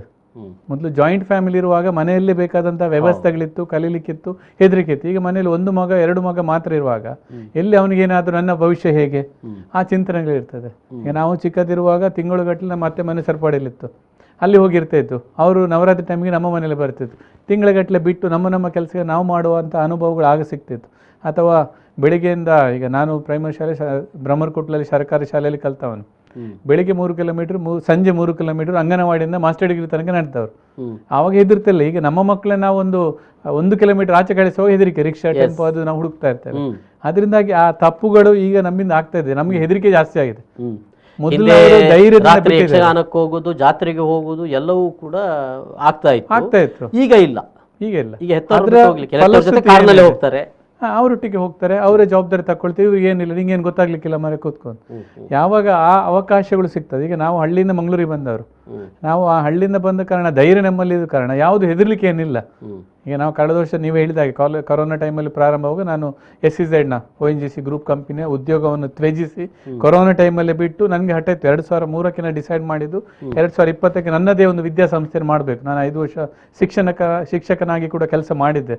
ಅದಾದ ನಂತರ ಇಂಡಸ್ಟ್ರಿಯಲ್ಲಿ ಕೆಲಸ ಮಾಡಿದ್ದು. 2003ರಲ್ಲಿ ಡಿಸೈಡ್ ಮಾಡಿದ್ದು 2020ಕ್ಕೆ ನನ್ನದೇ ವಿದ್ಯಾಸಂಸ್ಥೆ ಕಟ್ಟಬೇಕು ಅಂತ. ಅದಕ್ಕೋಸ್ಕರ ಅಂತಹ ಸಂದರ್ಭದ ಕೂಡ ಧೈರ್ಯದಿಂದ ಹೊರಗೆ ಬಂದೆ. ಧೈರ್ಯದಿಂದ ಬಂದದ್ದು ಹೇಗೆ? ನಮ್ಮ ಹಿರಿಯರು, ನಾವು ಹಳ್ಳಿಯಲ್ಲಿ ಅಥವಾ ಆ ಧೈರ್ಯದಿಂದ ಚಿಕ್ಕದಿರುವಾಗ ಬಂದಂತ ಏನು ಧೈರ್ಯ ಇದೆ, ಆ ಧೈರ್ಯ ಈಗಲೂ ಇರುತ್ತೆ. ಏನಾಗ್ತದೆ ಒಂದು ಕೈ ನೋಡುವ, ಕಳ್ಕೊಳ್ಳಿಕ್ಕೆ ಏನಿಲ್ಲಲ್ಲ. ಬಂದದ್ದು ಹಾಗೆ ಬಂದದ್ದು, ಏನಾಗ್ದು ಅನುಭವಿಸುವ ಅಂತ ಹೇಳೋ ಧೈರ್ಯದಲ್ಲಿ ಪ್ರಾರಂಭ. ಅದಕ್ಕೆ ನಾವು ಮನೆಯಲ್ಲಿ ನಾವು ಮಕ್ಕಳಿಗೆ ಒಂದಷ್ಟು ಅವಕಾಶಗಳು ನಾವು ಕೊಡಲೇಬೇಕು. ನಾವು ಮಕ್ಕಳನ್ನು ಪ್ರತಿಯೊಂದನ್ನು ತಪ್ಪು ತಪ್ಪು ತಪ್ಪು ಅಂತ ಅವ್ರು ಹೇಳಿದನ್ನು ಪ್ರತಿಯೊಂದನ್ನು ನಾವು ತಿದ್ದಲಿಕ್ಕೆ ಹೋದ್ರೆ, ಪ್ರತಿಯೊಂದು ಸಣ್ಣ ವಿಷಯ ತಪ್ಪು ಮಾಡಿ ಅವನು ಕಲಿಯುವಂಥದ್ದು. ನಾವು ತಪ್ಪು ಮಾಡ್ಲಿಕ್ಕೆ ಅವಕಾಶ ಕೊಡದಿದ್ರೆ ಅವನು ಕಲಿಯುವುದು ಯಾವಾಗ? ಇವತ್ತಿನ ಪರಿಸ್ಥಿತಿ ನೋಡುವಾಗ ಮಕ್ಕಳು ಮನೆಯಲ್ಲೇ ಇದ್ದಾರೆ, ಹೆತ್ತವರು ಸ್ವಲ್ಪ ಗೊತ್ತಿದ್ದವರು ಅಂತಿದ್ರೆ ಏನಾದರೂ ಅವರಿಗೆ ವರ್ಕ್ಗಳನ್ನು ಕೊಡ್ತಾರೆ. ಬಹಳ ಮಂದಿ ಹೇಳ್ತಾ ಇದ್ದಾರೆ ಆನ್ಲೈನ್ ಶಿಕ್ಷಣ ದೊಡ್ಡವರಿಗಾದರೂ ಹೌದು, ಆದರೆ ಸಣ್ಣ ಮಕ್ಕಳಿಗೆ ಆನ್ಲೈನ್ ಶಿಕ್ಷಣ ಸ್ವಲ್ಪ ಡೈವರ್ಟ್ ಆಗ್ತಾರೆ ಅವರು. ಅವ್ರನ್ನು ಹೇಗೆ ಮ್ಯಾನೇಜ್ ಮಾಡೋದು ಅಂತ ಅನ್ನೋದು ಏನು ಹೇಳ್ತೀರಿ ಸರ್ ಇದು? ಅಲ್ಲ, ನಾವು ಶಿಕ್ಷಣ ಅಂತ ಹೇಳಿದರೆ ಕೇವಲ ಶಿಕ್ಷಣ ಸಂಸ್ಥೆಗಳು ಅಥವಾ ಟೀಚರ್ಸ್ಗೆ ಮಾತ್ರ ಮುಡಿಪು ಅಂತ ನಮ್ಮ ಈಗಿನ ಕಲ್ಪನೆ. ಒಬ್ಬ ಶಿಕ್ಷಣ ಅಂತ ಹೇಳುವಾಗ ಅಲ್ಲಿ ಪೇರೆಂಟ್ಸ್ ಬರ್ತಾರೆ, ವಿದ್ಯಾರ್ಥಿ ಬರ್ತಾರೆ, ಟೀಚರ್ಸ್ ಬರ್ತಾರೆ, ಸಮಾಜ ಬರ್ತದೆ. ನಾವು ಎಲ್ಲರೂ ಒಟ್ಟಿಗೆ ಸೇರಿದರೆ ಮಾತ್ರ ಇದಕ್ಕೆ ಪರಿಹಾರ ಕೊಡ್ಲಿಕ್ಕೆ ಆಗ್ತದೆ. ಯಾರಿಗೂ ಕೂಡ ಸಡನ್ ಬಂದಂಥ ಈ ಒಂದು ವಿಚಾರಕ್ಕೆ, ಕೊರೋನಾದ ಲಾಕ್ಡೌನ್ ಇರ್ಬೋದು, ಆನ್ಲೈನ್ ಶಿಕ್ಷಣಕ್ಕೆ ಹೀಗೆ ಪರಿಹಾರ ಅಂತ ಹೇಳಿಕ್ಕೆ ಸಾಧ್ಯ ಇಲ್ಲ. ನಾವು 4 ಜನ ಒಟ್ಟಿಗೆ ಸೇರಿದರೆ ಮಾತ್ರ ಇದಕ್ಕೆ ಪರಿಹಾರ. ಮನೆಯಲ್ಲಿ ಕೂಡ ಶಿಕ್ಷಣ ಕೊಡುವ ಈಗಿನ ಒಂದಷ್ಟು ಶಿಕ್ಷಣ ಪದ್ಧತಿ ನೋಡಿದರೆ ಹೋಮ್ ಎಜುಕೇಶನ್ ಅಂತ ಇದೆ. ಅವರು ಡೈರೆಕ್ಟ್ ಆಗಿ SLCಗೆ ಎಕ್ಸಾಮ್ ಬರೆಯುವಂಥದ್ದು. ಒಂದಷ್ಟು ಸಮುದಾಯದವರು ಪ್ರೈಮರಿ ಇಡೀ ಶಾಲೆಗೆ ಕಳಿಸದೆ ಡೈರೆಕ್ಟ್ SSLC ಎಕ್ಸಾಮಿಗೆ ಕೂರಿಸುವಂಥ ವ್ಯವಸ್ಥೆ. ಇಡೀ ದಿವಸ ಅವರು ಬೆಳಿಗ್ಗೆ ಬೇಗ 5 ಗಂಟೆಗೆ ಎದ್ದು ಅವರೊಟ್ಟಿಗೆ ಅವರ ಬಿಸ್ನೆಸ್ ಇರ್ಬೋದು, ಕೆಲಸ ಇರ್ಬೋದು ಮಾಡಿಕೊಂಡು ಸಂಜೆ 1 ಗಂಟೆ ಅದಕ್ಕೆ ಮುಡಿಪಾಗಿರ್ತಾರೆ ಹೇಳಿಕೊಡ್ಲಿಕ್ಕೆ. ಅಂಥ ವ್ಯವಸ್ಥೆ ಡೈರೆಕ್ಟ್ SLCಗೆ ಬರುವಂತ ನಮ್ಮ ಮಂಗಳೂರಲ್ಲಿ ಕೂಡ ಅಂತಹ ಶಿಕ್ಷಣವನ್ನು ಪಡೆಯುವವರು ಇದ್ದಾರೆ. ಹಾಗಿರುವಾಗ ಅವರಿಗೆ ಇದು ಹೊಸತ್ತಲ್ಲ, ನಮ್ಗೆ ಮಾತ್ರ ಹೊಸತ್ತು. ನಮ್ಗೆ ಏನಾಗ್ತದೆ, ನಾವು ಪೇರೆಂಟ್ಸ್ ಆಗಿರುವಾಗ ಅದೊಂದು ಅಡಿಷನಲ್ ನಮ್ಗೆ ಲೋಡ್ ಬಂದಾಗ, ಜವಾಬ್ದಾರಿ ಬಂದಾಗ ಆಗ್ತದೆ. ಆ ಜವಾಬ್ದಾರಿ ತೆಗೆದುಕೊಳ್ಳಿಕ್ಕೆ ನಾವು ರೆಡಿ ಇಲ್ಲ. ಯಾಕೆ ನಾವು ನಮ್ಮ ಕಂಫರ್ಟ್ ಅಲ್ಲಿ ಇದ್ದೇವೆ, ಬೆಳಿಗ್ಗೆ ಕೆಲಸಕ್ಕೆ ಹೋಗೋದು, ಆಫೀಸ್ ವರ್ಕ್ ಆದ್ರಿಂದ ಆ ಅಡಿಷನಲ್ ಲೋಡ್ ಬರುವಾಗ ಆ ಮಕ್ಕಳ ಜವಾಬ್ದಾರಿ ನಾವು ತಗೊಳ್ಳಿಕ್ಕೆ ರೆಡಿ ಇರೋದಿಲ್ಲ ಪೇರೆಂಟ್ಸ್ ಆಗಿ. ನಾನೀಗ ಒಬ್ಬ ಪೇರೆಂಟ್ಸ್ ಆಗಿ, ಪೋಷಕನಾಗಿ ನಾವು ಮಾತಾಡುವಾಗ ನಾವು ಅಡಿಷನಲ್ ಜವಾಬ್ದಾರಿ ತಗೊಳ್ಳಿಕ್ಕೆ ರೆಡಿ ಇದ್ರೆ ಆಗ್ತದೆ.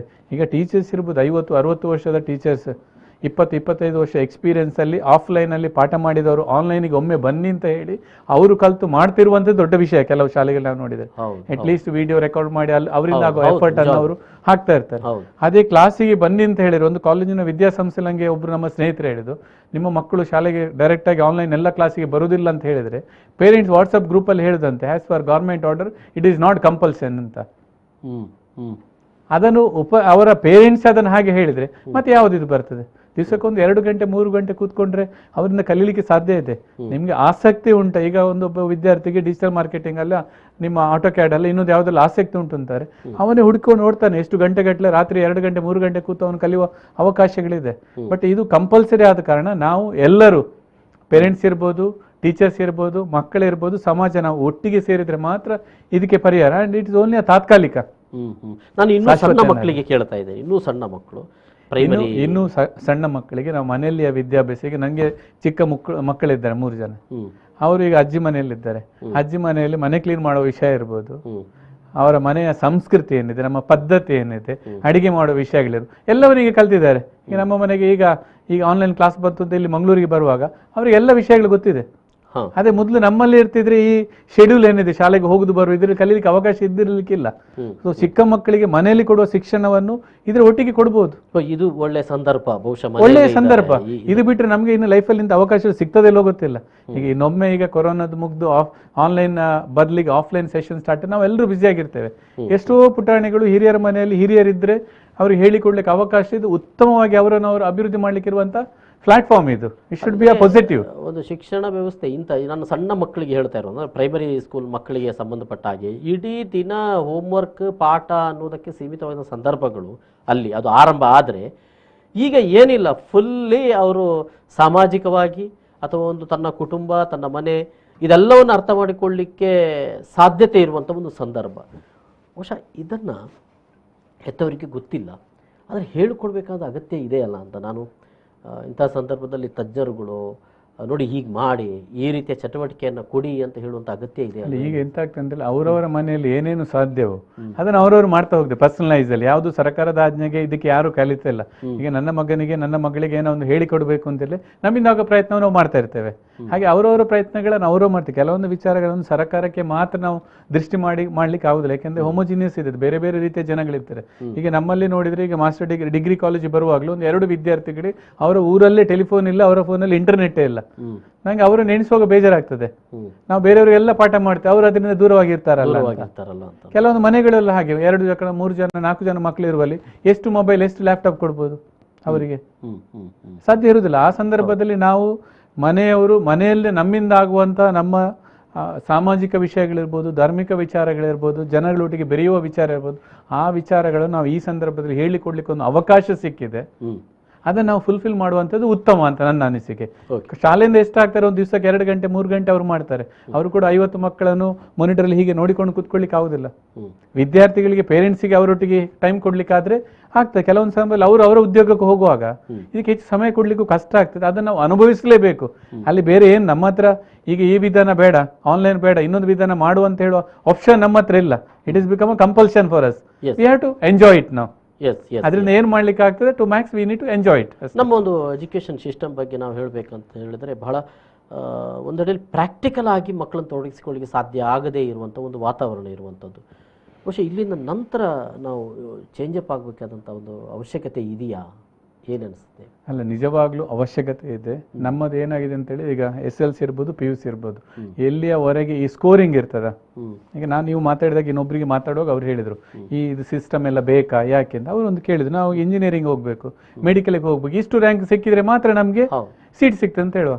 ಆವಾಗ ನೀವು ಓದಬೇಡಿ, ಸಮಾಜ ಕಲೀರಿ, ನೀವು ಅದು ಕಲೀರಿ ಅಂತ ನಾವು ಹೇಳಿದ್ರೆ ಸೀಟಿಗೆ ಬೇಕಾದ ದುಡ್ಡನ್ನು ಯಾರು ಕೊಡ್ತಾರೆ ಅವರಿಗೆ? ಆಗಿರುವಾಗ ನಾವು ಈ ಪದ್ಧತಿಯನ್ನು, ಇವ್ಯಾಲ್ಯೂಯೇಷನ್ ಪದ್ಧತಿಯನ್ನು ಬದಲಾವಣೆ ಮಾಡ್ಲಿಕ್ಕೆ ಆದ್ರೆ, ಈಗ ನೀವು PUCಗೆ ಮೆಡಿಕಲ್ ಸೀಟಿಗೆ ಎಷ್ಟೋ ಕೋಟಿ ಕೊಡ್ಬೇಕು ನೀವು, ಪ್ರೈವೇಟ್ ಸೀಟು, ನಿಮ್ಮ ಮ್ಯಾನೇಜ್ಮೆಂಟ್ ಸೀಟ್, ಗೌರ್ಮೆಂಟ್ ಸೀಟ್ ಸಿಕ್. ಆದ್ರೆ ಹೋರಾಟದಲ್ಲಿ ಹೋಗುವಾಗ ಅವನು 1ನೇ ಕ್ಲಾಸ್ನಿಂದ 2nd PUC ತನಕ ಅದೇ ಹೋರಾಟದಲ್ಲಿ ಇರ್ತದೆ. ಹಾಗಿರೋ ಅವರಿಗೆ ನಾವು ಇದೆಂತ ಹೇಳಿದ್ರು ಕೂಡ ಅರ್ಥ ಆಗೋದಿಲ್ಲ. ಅದರ ಬದಲಾಗಿ ವ್ಯವಸ್ಥೆಯಲ್ಲಿ ಆ ಎಕ್ಸಾಮಿನೇಷನ್ ಪ್ರೊಸೆಸ್ ಅನ್ನು ಬದಲಾವಣೆ ಮಾಡ್ಲಿಕ್ಕೆ ಆದ್ರೆ, ಅಥವಾ ಅವರ IQ ಅನ್ನು ತಿಳ್ಕೊಳ್ಳಿಕ್ಕೆ ಬೇರೆ ಯಾವ್ದಾದ್ರು ವಿಧಾನಗಳು ಮಾಡ್ಲಿಕ್ಕೆ ಸಾಧ್ಯ ಇದ್ರೆ ಮಾತ್ರ ನಾವು ಹೇಳುವಂತ ಬೇರೆ ವಿಧಾನದಲ್ಲಿ ಮಾಡಬಹುದು ಅಂತ ಹೇಳುವ ಸಾಧ್ಯತೆಗಳಿದೆ ಅಂತ. ಈ ಬ್ಯಾಚ್ ಈಗ ಕೋವಿಡ್ ಬ್ಯಾಚ್ ಅಂತ ಕರೆಯಲಾಗಿರುವಂಥದ್ದು, ಮುಂದೆ ಅದು ಏನಾಗ್ಬೋದು ಅಂತ ಈಗಿನ ಮಕ್ಕಳು ಅವರು ಸ್ವಲ್ಪ ಎಕ್ಸ್ಟ್ರಾ ಎಫರ್ಟ್, ಮಕ್ಕಳು ಒಂದು ನೆನೆಸ್ಕೊಳ್ಬೇಕು, ಅವರು ಓದುವಂಥದ್ದು ಅವರಿಗೋಸ್ಕರ ಅಂತ.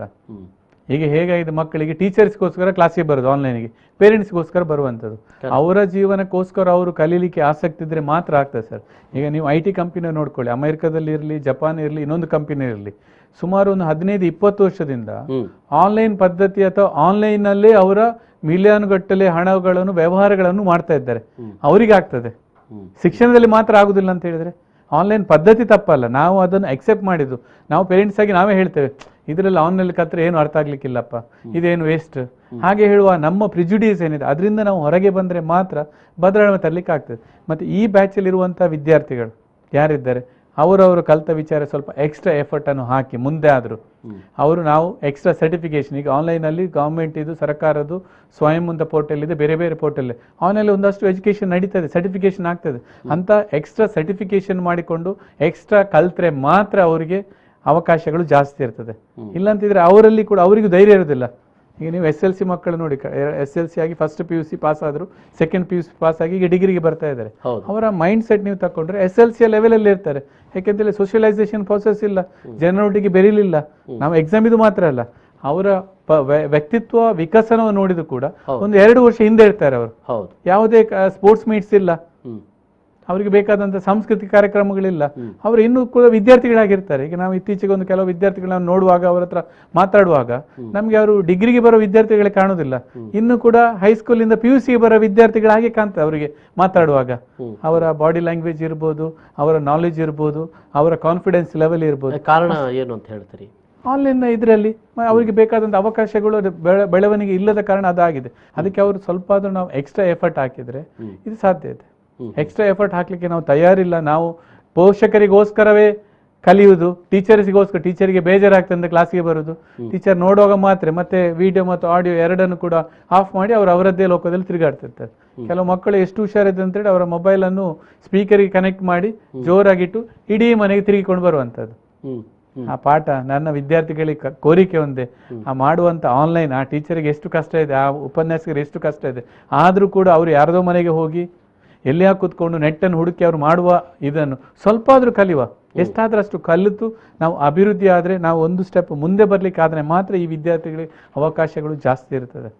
ಅಂದ್ರೆ ಎಲ್ಲೋ ಅದು ಇದು ನೀವು ಹೇಳಿದಂಥ ಘಟನೆಗಳು ಬಹಳಷ್ಟು ಕಡೆ ಅದು ಇದೇ ರೀತಿಯಲ್ಲಿ ಆಗ್ತಾ ಇದೆ ಅಂತ, ಇವನು ಶಿಕ್ಷಕರಿಗೂ ಕೂಡ ಅದು ಗೊತ್ತಾಗ್ತಾ ಇದೆ, ಇವರೆಲ್ಲೋ ಡೈವರ್ಟ್ ಆಗ್ತಾ ಇದ್ದಾರೆ, ನಾವೇನೋ ಹೇಳ್ತಾ ಇದ್ದೇವೆ ಅಂತ ಅನ್ನೋದು ಕೂಡ ಗೊತ್ತಾಗ. ನಾವು ಶಿಕ್ಷಕ, ಈಗ ನಾನು ಕೂಡ ನಮ್ಮ ಕಾಲೇಜಿನಲ್ಲಿ ಕ್ಲಾಸ್ಗಳನ್ನು ತಗೊಳ್ತೇವೆ, ನಾವು ಅವರಿಗೆ ವಿಡಿಯೋ ಆನ್ ಮಾಡಿ ಅಂತ ಹೇಳಿ ಹೇಳಿ ಹೇಳಿ ಹೇಳಿ ಮಾಡಿಸಿಕೊಂಡು ಮಾಡಬೇಕು.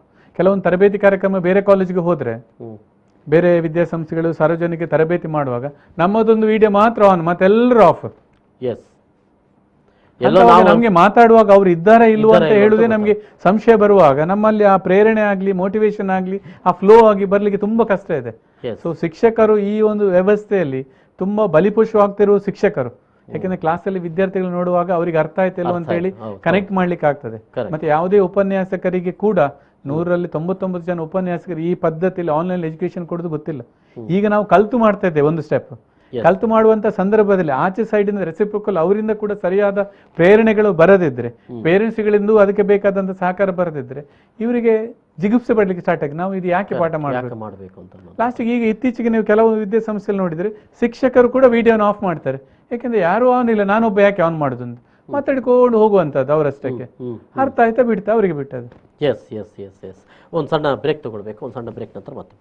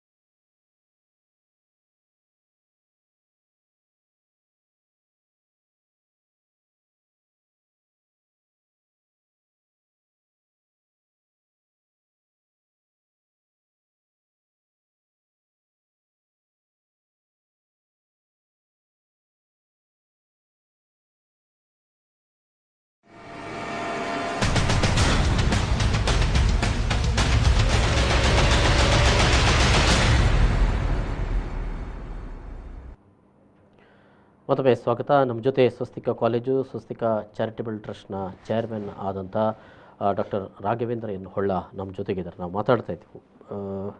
ಬಹುಶಃ ಸರ್, ಇದು ಒಂದು ರೀತಿಯಲ್ಲಿ ಇವತ್ತಿನ ಒಟ್ಟು ಬೆಳವಣಿಗೆಯನ್ನು ನೋಡುವಂಥ ಸಂದರ್ಭದಲ್ಲಿ ವಿದ್ಯಾರ್ಥಿಗಳು ಒಂದು ಕಡೆಯಲ್ಲಿ ಆನ್ಲೈನ್ ಶಿಕ್ಷಣವನ್ನು ಪಡೆದುಕೊಳ್ಬೇಕು, ಮತ್ತೊಂದು ಕಡೆಯಲ್ಲಿ ಅವರು ಪಡೆದುಕೊಳ್ತಾರೋ ಇಲ್ವೋ ಅಂತನ್ನುವಂಥದ್ದು, ಮತ್ತೊಂದು ಕಡೆ ಶಿಕ್ಷಕರ ಮೇಲೂ ಕೂಡ ಅದರ ಆಗ್ತಾ ಇರುವಂಥ ಒಂದು ಪರಿಣಾಮಗಳು. ಸೊ ಇವೆಲ್ಲವನ್ನು ನಾವು ಮೀರಿ ಬರಬೇಕಿದ್ರೆ ಬಹುಶಃ ಲಾಕ್ಡೌನ್ ತೆರವುಗೊಳ್ಳುವುದು, ಕಾಲೇಜು ಅಥವಾ ಶಾಲೆಗಳು ಆರಂಭಗೊಳ್ಳುವುದು ಒಂದೇ ಮದ್ದು ಅಂತ ಆಗಿಬಿಡ್ತದೆ ಅಂತನ್ನುವಂಥದ್ದು. ಸೊ ಏನು ಹೇಳ್ಬೋದು ಅಂದರೆ, ನಾವು ಮಹಾಮಾರಿ ರೋಗ ಅಥವಾ ಸಾಂಕ್ರಾಮಿಕ ರೋಗದ ನಡುವೆ ಇರುವಾಗ ಅದರ ಜಾಗೃತಿ ತೆಗೆದುಕೊಳ್ಳುವಂಥ ಅಗತ್ಯತೆ ಕೂಡ ಒಂದು ಕಡೆಯಲ್ಲಿ ಇರ್ತದೆ. ಆದರೆ ಇದು ಮತ್ತೆ ಪದೇ ಪದೇ ಹೀಗೆ ಆಗ್ತಾ ಹೋಗ್ತದೆ ಅಂತ ಅನ್ನುವಂಥದ್ದು ಒಂದಷ್ಟು ಗುಮಾನಿಗಳಿದ್ದಾಗ ಅಥವಾ ಆತಂಕಗಳಿದ್ದಾಗ ಇದನ್ನು ಹೇಗೆ ಎದುರಿಸ್ಬೋದು ಅಂತ ಹೇಳ್ತೀರಿ? ಈಗ ನಮಗೆ ಕೊರೋನಾದ ಲಾಕ್ಡೌನ್ ಅಥವಾ ಆನ್ಲೈನ್ನ ಕ್ಲಾಸಸ್ ಎರಡೂ ನಮಗೆ ಇಷ್ಟ ಇದ್ದು ಬಂದಂಥ ವಿಚಾರಗಳಲ್ಲ ಅಲ್ಲ. It is become a compulsion for us. Compulsion ಅಂತ ಇರುವಾಗ ನಮಗೆ ಬೇರೆ ಆಯ್ಕೆ ಇಲ್ಲದಾಗ ಇದ್ದುದರಲ್ಲಿ ಉತ್ತಮವಾಗಿ ನಾವು ಹೇಗೆ ಮಾಡ್ಬೋದು ಅಂತ. ಒಂದು, ನಾವು ಉಪನ್ಯಾಸಕರಾಗಿ ನಾವು ಕೆಲಸ ಮಾಡುವಾಗ ನಾವು ಇತ್ತೀಚೆಗೆ ಒಂದು 2-3 ತರಬೇತಿ ಕಾರ್ಯಕ್ರಮ ಕೊಡುವಾಗ ನಾವು ಹೇಳ್ತೇವೆ, ನೀವು ಕೇವಲ ಲೆಕ್ಚರ್ ಮೆಥಡ್ಗೆ ಮಾತ್ರ ನಾವು ರಿಸ್ಟ್ರಿಕ್ಟ್ ಆಗಬಾರ್ದು. ಅವರಿಗೆ ಗ್ರೂಪ್ ಡಿಸ್ಕಷನ್ಸ್ ನಾವು ಕೊಡ್ಬೋದು, ಆನ್ಲೈನಲ್ಲಿ ಅವಕಾಶಗಳಿದೆ, ಅವರಿಗೆ ರಿಪೋರ್ಟ್ ರೈಟಿಂಗ್ ಕೊಡ್ಬೋದು. ಈಗ ನಾವು ಶಿಕ್ಷಣ ನಮ್ಮ ಕಾಲೇಜಲ್ಲಿ ನಾವು ಮಾಡುವಾಗ ಇಂಟರ್ವ್ಯೂ ಮಾಡಲಿಕ್ಕೆ ಹೇಳ್ತೇವೆ, ಬೇರೆಯವ್ರನ್ನ ಇಂಟರ್ವ್ಯೂ ತಗೊಂಡು ಅದನ್ನು ವೀಡಿಯೋ ಮಾಡಿ ನಮಗೆ ಅಪ್ಲೋಡ್ ಮಾಡಿ, ಅವಾಗ ಅವರಿಗೆ ಸಂಬಂಧ ಕಲ್ಪಿಸಿ ಅವರು ಮಾತಾಡ್ತಾರೆ. ಅಂತ ಎಕ್ಸ್ಟ್ರಾ ಕೆಲವು ಆ್ಯಕ್ಟಿವಿಟೀಸ್ಗಳನ್ನು ಈ ಆನ್ಲೈನ್ ಒಂದಿಗೆ ಆ್ಯಡ್ ಮಾಡಿದರೆ ಈ ಶಿಕ್ಷಣ ನಮ್ಮ ನಿಜ ಜೀವನದ ಏನು ಆಫ್ಲೈನ್ ಶಿಕ್ಷಣ ಇದೆ ಅದೇ ರೀತಿಯಲ್ಲಿ ಮಾಡಲಿಕ್ಕೆ ಕೂಡ ಸಾಧ್ಯ ಇದೆ. ಆವಾಗ ಮಾತ್ರ ನಾವು ಅವರಿಗೆ ಇನ್ನೊಂದಷ್ಟು ಕಲೀಲಿಕ್ಕೆ ಸಾಧ್ಯ ಇದೆ. ಅದರಲ್ಲಿ ನಾನು ಇತ್ತೀಚೆಗೆ ಕಂಡು ಗಮನ ಇಡುವವರು ಯಾರು, ಅವರೇ ಆ ಜವಾಬ್ದಾರಿಯನ್ನು ತೆಗೆದುಕೊಂಡು ಅವರಿಗೆ ರಿಪೋರ್ಟ್ ಮಾಡಬೇಕಲ್ಲ. ಅವರು ಅದಕ್ಕೆ ಆದ ನಂತರ ಅಸೈನ್ಮೆಂಟ್ ಅನ್ನು ಸಬ್ಮಿಟ್ ಮಾಡಬೇಕು. ವಾಟ್ಸಪ್ ಗ್ರೂಪ್ ಇರ್ಬೋದು ಅಥವಾ ಬೇರೆ ವಿಧಾನ ಸಬ್ಮಿಟ್ ಮಾಡ್ಬೋದು. ಮತ್ತೆ ಇಲ್ಲಿ ನಾನು ಉಪನ್ಯಾಸಕರಿಗೆ ಇತ್ತೀಚೆಗೆ ನಾನು ಒಂದಷ್ಟು ರಿಕ್ವೆಸ್ಟ್ ಮಾಡಿದೆ ಏನು ಅಂತ ಹೇಳಿದ್ರೆ, ನಾವು ಉಪನ್ಯಾಸಕನ ಟೀಚರ್ನ ಬದಲಿಗೆ we should play a role of facilitator ಅಂತ. ಈಗ ಹೈಯರ್ ಎಜುಕೇಶನ್ಸ್ಗೆ ನೀವು ಬಂದ್ರೆ ಇಲ್ಲಿ ಉಪನ್ಯಾಸಕನಿಗೆ ಖಾಲಿ ಲೆಕ್ಚರ್ ಮಾಡುವಂಥದ್ದು, ಪಾಠ ಮಾಡುವಂಥದ್ದಲ್ಲ, ಆ ವಿದ್ಯಾರ್ಥಿಗೆ ಬೇಕಾದಂಥ ಶಿಕ್ಷಣ ಅಥವಾ ಅವನಿಗೆ ಬೇಕಾದ ಮಾಹಿತಿಯನ್ನು ಸಿಕ್ಕುವಾಗೆ ಮಾಡುವಂಥ ಯಾವುದೆಲ್ಲ ವಿಧಾನಗಳಿದೆ ಆ ವಿಧಾನದಿಂದ ಅವನಿಗೆ ಸಿಕ್ಕಿ ಅವನು ಓವರ್ ಆಲ್ ಪರ್ಸನಲಿ ಡೆವಲಪ್ ಆಗುವ ಹಾಗೆ. ಹಾಗಾಗಿ ಅವನಿಗೆ ಬೇಕಾದಂಥ ಅವಶ್ಯಕತೆಗಳು, ಅವನ ಮನೆಯಲ್ಲಿ ಹಿರಿಯರಿರ್ಬೋದು, ಅವನ ನೆಕ್ಸ್ಟ್ನ ಕ್ಲಾಸ್ನಲ್ಲಿ ಕಲಿಯುವರಿರ್ಬೋದು, ಅವರಿಗೆ ಮಾತಾಡುವಂಥ ವಿಧಾನಗಳಿರ್ಬೋದು, ಅವರು ಫೆಸಿಲಿಟೇಟರ್ ಆಗಬೇಕು ಅಂತ. ಅವನಿಗೆ ಮಾಹಿತಿ ಸಿಗ್ಲಿಕ್ಕೆ ಈಗ ನಿಮ್ಮ ಯೂಟ್ಯೂಬ್ ಇರ್ಬೋದು ಅಥವಾ ಒಂದಷ್ಟು ಎಜುಕೇಷನಲ್ ಸೀರೀಸ್ ಇರ್ಬೋದು ಅಥವಾ ಗೂಗಲ್ ಇರ್ಬೋದು, ಎಲ್ಲ ಕಡೆಯಲ್ಲಿ ಆ ಮಾಹಿತಿಗಳಿದೆ. ಯಾವ ಮಾಹಿತಿಯನ್ನು ತಗೊಳ್ಬೇಕು, ಯಾವ ಸಬ್ಜೆಕ್ಟ್ ತಗೊಳ್ಬೇಕು, ಎಲ್ಲಿಂದ ತಗೊಳ್ಬೇಕು ಅಂತ ಹೇಳುವ ಫೆಸಿಲಿಟೇಷನ್ ಜಾಬ್ ಮಾಡಿದರೆ ಮಾತ್ರ ಈಗಿನ ಒಂದು ಸಮಸ್ಯೆಗೆ ಪರಿಹಾರ ಮಾಡಲಿಕ್ಕೆ ಸಾಧ್ಯ. ಎರಡೂ ಕಡೆಯಲ್ಲಿ ಅದಕ್ಕೆ ವರ್ತಿಸಬೇಕು. ಮತ್ತೆ ಶಿಕ್ಷಕರು ಕೂಡ ನಾವು ಹೇಳಿದ್ರೆ ಮಾತ್ರ ಮಕ್ಕಳಿಗೆ ಅರ್ಥ ಆಗೋದು, ನಾನು ಪಾಠ 1 ಗಂಟೆ ಮಾಡಿದರೆ ಮಾತ್ರ ಮಕ್ಕಳು ಉದ್ಧಾರ ಆಗೋದು ಅಂತೆಲ್ಲ ಕಲ್ಪನೆ ಬದಲಿಗೆ ನಾವು ಪಾಠ ಮಾಡಬೇಕು, ಅದು ಸರಿ. ಅದರೊಂದಿಗೆ ಅದೇ ಸಂಬಂಧಪಟ್ಟಂತ ಮಾಹಿತಿಗಳು ಈ ಪ್ರಪಂಚದಲ್ಲಿ ಎಲ್ಲಿ ಇರ್ತದೋ ಅದನ್ನು ಕಲೆಕ್ಟ್ ಮಾಡ್ಲಿಕ್ಕೆ ಬೇಕಾದಂತಹ ವೇದಿಕೆಯನ್ನು ಸೃಷ್ಟಿ ಮಾಡುವಂತದ್ದನ್ನು ಪಾಠ ಆಗಬಾರ್ದು. ಅವನಿಗೆ ಬೇರೆ ಬೇರೆ ಮೂಲಗಳಿಂದ, ಈಗ ಅವನ ಅಕ್ಕಪಕ್ಕದ ಮನೆಯವರು ಇರ್ತಾರೆ, ಅವರ ಮನೆಯಲ್ಲೇ ಬಿಸ್ನೆಸ್ ಇರ್ಬೋದು, ಇನ್ನೊಂದು ಯಾವುದೋ ವಿಚಾರ ಇರ್ಬೋದು, ಅದರಲ್ಲಿ ಕಲಿಯುವಂಥ ವಿಧಾನಗಳನ್ನು, ಹೊಸ ಹೊಸ ಪರಿಕಲ್ಪನೆಗಳನ್ನು ಮಾಡಿದರೆ ಮಾತ್ರ ಆನ್ಲೈನ್ ಶಿಕ್ಷಣವನ್ನು ಕೂಡ ಆಕ್ಟಿವ್ ಆಗಿ ಮಾಡಲಿಕ್ಕೆ ಆಗ್ತದೆ. ಈಗ ತಾವು ಮಾಡ್ತಾ ಇರುವಂಥ ಒಂದು ಬಹುಶಃ ಅದನ್ನು ಪ್ರಾಕ್ಟಿಕಲ್ ಎಜುಕೇಷನ್ ಅಂತ ಅನ್ನಬಹುದೇ ಮಕ್ಕಳಿಗೆ? ಅಂದರೆ ವಿದ್ಯಾರ್ಥಿ ಒಬ್ಬ ಬರುವವನಿಗೆ ಸೈನ್ಸಲ್ಲಿ ಒಂದು ಪ್ರಾಕ್ಟಿಕಲ್ ಇದೆ, ಎರಡೂ ಇರ್ತದೆ. ಈಗ ನಿಮ್ಮಲ್ಲಿ ಬರುವಾಗ ನೀವೇನು ಒಂದು ಶಿಕ್ಷಣವನ್ನು ನಾವು ಏನು ಮಾಡಿದ್ದೇವೆ ಅಂತ ಹೇಳಿದ್ರೆ, ಅವರನ್ನು ಈಗ ನಮ್ಮಲ್ಲಿ ಗ್ರಾಜುಯೇಷನ್ ಕೋರ್ಸ್ ಇದು 3 ವರ್ಷ. ಪ್ರಥಮ ವರ್ಷದ ವಿದ್ಯಾರ್ಥಿಗಳಿಗೆ ಮಂಗಳೂರು ವಿಶ್ವವಿದ್ಯಾಲಯದ ಅಂಡರ್ ಬರುತ್ತೆ. ಅವರ ಸಿಲೆಬಸ್ ಏನಿದೆ ಆ ಸಿಲೆಬಸ್ಸಿಗೆ ಎಷ್ಟು ಬೇಕು ಅಷ್ಟು ವೈಟೇಜ್ ಕೊಟ್ಟು ಅವನಿಗೆ ಅದರ ಒಟ್ಟಿಗೆ ನಮ್ಮದೇ ಆದಂಥ ಎಕ್ಸ್ಟ್ರಾ ಕರಿಕ್ಯುಲರ್ ಆಕ್ಟಿವಿಟೀಸ್ ಒಂದು ಸಿಲೆಬಸ್ ನಾವು ಕ್ರಿಯೇಟ್ ಮಾಡಿದ್ದೇವೆ. ನಾವು 40-60% ಅಂತ ಹೇಳಿ 60% ನಮ್ಮದೇ ಇದೆ. ಅದರಲ್ಲಿ ಪ್ರಥಮ ವರ್ಷದಲ್ಲಿ ಒಬ್ಬ ಉದ್ಯೋಗಿ ಆಗಲಿಕ್ಕೆ ಅವನಿಗೆ ಏನೆಲ್ಲ ಸ್ಕಿಲ್ಸ್ ಬೇಕು, ಕಮ್ಯುನಿಕೇಷನ್ ಇರ್ಬೋದು, ಇಮೇಲ್ ರೈಟಿಂಗ್ ಇರ್ಬೋದು, ಅವನು ಬೇರೆಯವ್ರ ಹತ್ರ ಮಾತಾಡುವ ವಿಧಾನಗಳಿರ್ಬೋದು, ರಿಪೋರ್ಟ್ ರೈಟಿಂಗ್ಸ್ ಇರ್ಬೋದು, ಅಂತ ಎಲ್ಲದನ್ನು ಬರ್ತದೆ. 2ನೇ ವರ್ಷಕ್ಕೆ ಬರುವಾಗ ಅವನೊಬ್ಬ ಮ್ಯಾನೇಜರ್ ಆಗ್ಲಿಕ್ಕೆ ಏನು ಬೇಕು ಆ ಸ್ಕಿಲ್ಸ್ ಅನ್ನು ಕೊಡ್ತೇವೆ. 3ನೇ ವರ್ಷಕ್ಕೆ ಬರುವಾಗ ಅವನ ಸ್ವಂತ ಉದ್ಯೋಗ ತಗೊಳ್ಳಿಕ್ಕೆ ಏನು ಬೇಕು ಆ ಸ್ಕಿಲ್ಸ್ ಅನ್ನು ನಾವು ನಮ್ಮದೇ ಕಾಲೇಜಿನಲ್ಲಿ ನಾವೇ ಡೆವಲಪ್ ಮಾಡಿದ ಮಾಡೆಲ್ ಅಲ್ಲಿ ಕೊಡ್ತೇವೆ. ಆವಾಗ ಹೊರಗೆ ಬರುವಾಗ ಅವನು ಉದ್ಯೋಗಿ ಆಗ್ಬೋದು, ಮ್ಯಾನೇಜರ್ ಆಗ್ಬೋದು, ಅಥವಾ ಅವನು ಸ್ವಂತ ಉದ್ಯೋಗ ಮಾಡ್ಬೋದು. ಅದು BCom ಇರ್ಬೋದು, BBA ಇರ್ಬೋದು, BSW ಯಾವುದೇ ಸ್ಪೆಷಲೈಸೇಷನ್ ಅಲ್ಲಿ ಆಯ್ದು ಕೊಡ್ತೇವೆ. ಸೆಕೆಂಡ್ ಇಯರ್ನ ಬರುವಾಗ ಫಸ್ಟ್ ಇಯರ್ನ ವಿದ್ಯಾರ್ಥಿಗಳು ಸೆಕೆಂಡ್ ಇಯರ್ ವಿದ್ಯಾರ್ಥಿ ರಿಪೋರ್ಟಿಂಗ್, ಥರ್ಡ್ ಇಯರ್ಗೆ ಬರುವಾಗ ಸೆಕೆಂಡ್ ಇಯರ್ನ ವಿದ್ಯಾರ್ಥಿಗಳು ಥರ್ಡ್ ಇಯರ್ಗೆ, ಫಸ್ಟ್ ಇಯರ್ನ ವಿದ್ಯಾರ್ಥಿ ಸೆಕೆಂಡ್ ಇಯರ್. ಆ ಒಂದು ಮಾಡೆಲ್ ಅನ್ನು ನಾವು ಕ್ರಿಯೇಟ್ ಮಾಡಿದ್ದೇವೆ. ಅದರಿಂದಾಗಿ ಅವರಿಗೆ ನಿಜ ಜೀವನದಲ್ಲಿ, ಈಗ ನಮ್ಮ ಕ್ಯಾಂಪಸ್ನ ಒಳಗೆ ನಮ್ಮ ಸ್ಟಾರ್ಟ್ಅಪ್ ಕಂಪನೀಸ್ಗಳಿದೆ. ನಾವು ಅದಕ್ಕೆ ಮಂಗಳೂರು ನಮ್ಮ ಸಿಟಿ ಕಾರ್ಪೊರೇಷನ್ ಟ್ರೇಡ್ ಲೈಸೆನ್ಸ್ ಕೂಡ ತಗೊಂಡಿದ್ದೇವೆ. ಅದಕ್ಕೆ ಸಪರೇಟ್ ಆದ ಅಕೌಂಟ್ ಎಲ್ಲ ಇರ್ತದೆ. ಯಾರು ವರ್ಕ್ ಮಾಡ್ತಾರೆ ನಮ್ಮ ವಿದ್ಯಾರ್ಥಿಗಳು ಮತ್ತು ಫ್ಯಾಕಲ್ಟೀಸ್, ಅದರಲ್ಲಿ ಬಂದಂಥ ಲಾಭದ ಅಂಶಗಳನ್ನು ಅವರಿಗೆ ಕೊಡ್ತೇವೆ. ಅದು ಇಡೀ ಅಕೌಂಟ್ ಸಿಸ್ಟಮ್ ಇರ್ಬೋದು, ಮಾರ್ಕೆಟಿಂಗ್ ಎಲ್ಲವನ್ನು ನಮ್ಮ ವಿದ್ಯಾರ್ಥಿಗಳು ಮತ್ತು ನಮ್ಮ ಶಿಕ್ಷಕರು ಮಾಡ್ತಾ ಇದ್ದಾರೆ. ನಮ್ಮಲ್ಲಿ ಶಿಕ್ಷಕರಿಗೆ 2 ರೋಲ್ ಇರ್ತದೆ. ಒಂದು ಹ್ಯಾಸ್ ಅ ಟೀಚರ್, ಮತ್ತೊಂದು ಈ ಕಂಪನಿಗಳಲ್ಲಿ ಹ್ಯಾಸ್ ಅ ಮ್ಯಾನೇಜರ್ ಅವ್ರು ವರ್ಕ್ ಮಾಡ್ಲಿಕ್ಕೆ ಇರ್ತದೆ. ಅದರಲ್ಲಿ ಅವರಿಗೆ ಪ್ರಾಫಿಟ್ ಶೇರಿಂಗ್ ಕೂಡ ಇರ್ತದೆ ಅವರಿಗೆ ಬೇಕಾದದ್ದು.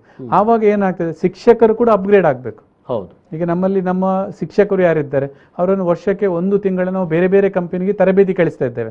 ಕಂಪಲ್ಸರಿ ಆಗಿ ನಾವು ಸ್ಯಾಲ್ರಿ ಕೊಟ್ಟು ಅವರನ್ನು ಆ ಕಂಪನಿಗೆ ಹೋಗಿ ಆ ಕಂಪನಿ ಅನುಭವ ತಗೊಳ್ಬೇಕು. ಇಲ್ಲಿ ಏನಾಗ್ತದೆ, ಶಿಕ್ಷಕರು ನಾವು ಈಗ ನಾನೇ ಶಿಕ್ಷಣಕ್ಕೆ 15 ವರ್ಷದ ಹಿಂದೆ ನಾವು ಏನು ಕಲ್ತಿದ್ದೆ ಅದನ್ನೇ ನಾವು ಮಾತಾಡ್ತಾ ಇರ್ತೇವೆ.